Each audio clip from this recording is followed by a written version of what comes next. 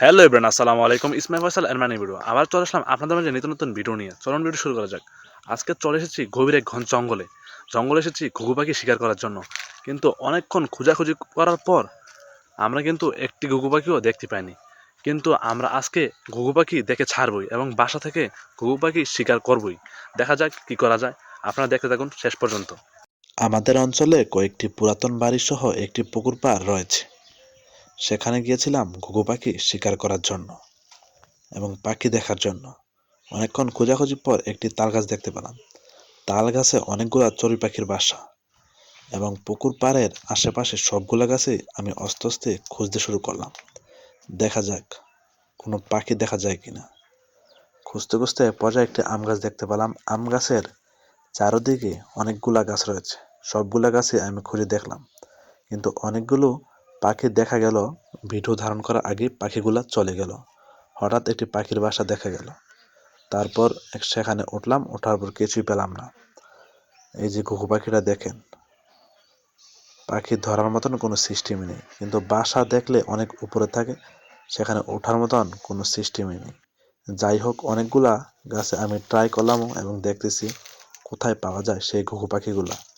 অনেক পুরাতন একটি আম গাছে খুঁজতেছি ঘুঘু পাখির বাসা, কিন্তু ঘুঘু পাখির বাসাও নেই, ঘুঘু পাখিও নেই।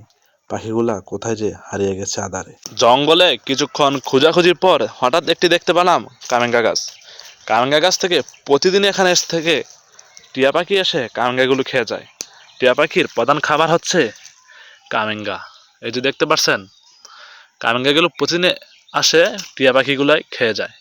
আবার এই গাছে একটি ছোট্ট একটি বাসার মতন কি যে দেখা যাচ্ছে। দেখা যাক এটা কি হতে পারে, উঠে দেখা যাক। তারপর এই কামরাঙ্গা গাছে আমি উঠলাম। ওঠার পর দেখি এটা ইঁদুরের বাসা। তারপর মনটা একটু খারাপ হয়ে যায়। তাই কামেঙ্গা গাছে ওঠার পর কামেঙ্গাগুলো দেখে আমার একটু লোভ লেগে গেল। তারপর ভাবলাম একটা খেয়ে দেখি কিরকম, দেখা যাক কি অবস্থা।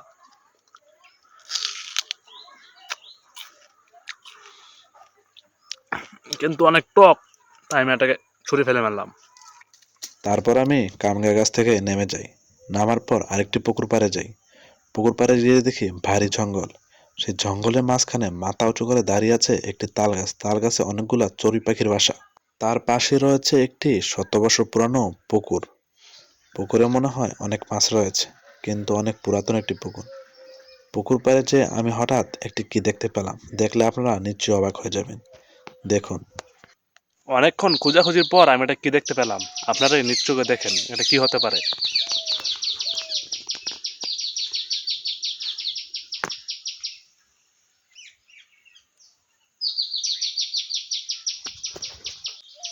আমার মনে হয় এখানে গুপ্তধন পাওয়া যেতে পারে, সাপের মণি অথবা স্বর্ণের কিছু জিনিস পাওয়া যেতে পারে। আপনারা সে চেক করে যান, আমি লোকেশনটা আপনাদের ইনবক্সে দিয়ে দেবো।